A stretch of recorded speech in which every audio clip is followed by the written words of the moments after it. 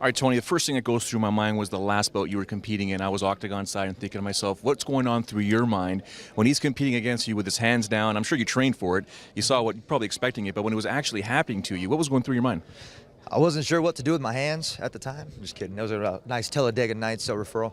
But when we practiced, I had a couple guys from the World Championship Taekwondo Academy. They were helping me out, and their hands were always low too. For me, I'm a typical kind of boxer, so when my peripherals, I can see them a little bit more raised. So when I couldn't see them, it was kind of messing with my peripherals a little bit, especially moving a little bit more lateral time.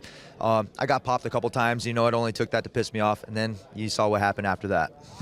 As an athlete competing in the octagon, does it get to a point where you think, is this really target practice, or should I still be a little defensive here because he's going to connect sometime here?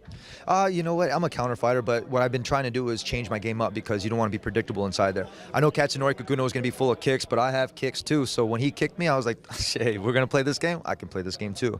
So when we went out there, I was already ready for what he was going to throw. I already knew his jiu-jitsu game. You know, he'd been rolling with everybody in Japan. I knew he was going to do an Imanari. I hit an Imanari roll. So I just wanted to make sure that everybody knew that I was well-rounded. And you could see Anthony Pettis in the background actually taking notes when I had sat there in an arm bar, and he was just kind of like, and my buddy actually pointed it out, but no animosity. I was just kind of cracking up. But at the same time, I wanted to make sure that the lightweight division knew what I'm about, and I want to put them on point. Well, they know what you're about now. You're in the co-main event at Sleep Train Arena on Saturday night, taking on Danny Castillo, obviously the hometown hero. What can we expect from you and from Danny on Saturday night? You know, you can expect fireworks from me. I don't know what you're going to expect from Danny Castillo, but I'm not worried about him or what he's going to do. I saw that. I said that in the countdown. I'm not going to worry about who he has in his corner, what they're going to bring. I already have my A game, and I have my cornerman that pushed me through this camp, that got me ready for this thing, and I'm ready right now. If you had a perfect fight on Saturday night, sort of that Hollywood script, what would it be? When we have that perfect fight, I'm going to come out victorious with the finish. I aim for finishes. I'm at 87% finishing rate, and I tell you 100% takedown defense, and that's what I plan to keep it, increase that finishing rate.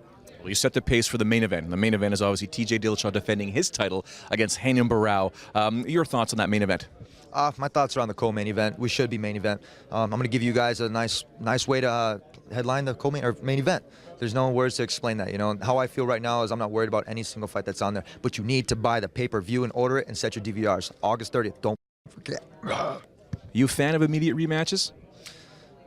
It happens. But you know what? I tell you what, you have to learn from your mistakes. And I am a fan of rematches because I have a couple things in my head that I need to take care of. But I know what your question you're going to ask, and we're not going to worry about that right now. We're going to worry Danny Castillo first. UFC 177, El Cucuy. Follow me on my way to victory at Tony Ferguson XT. Thank you very much for your time. Thank you very much, guys.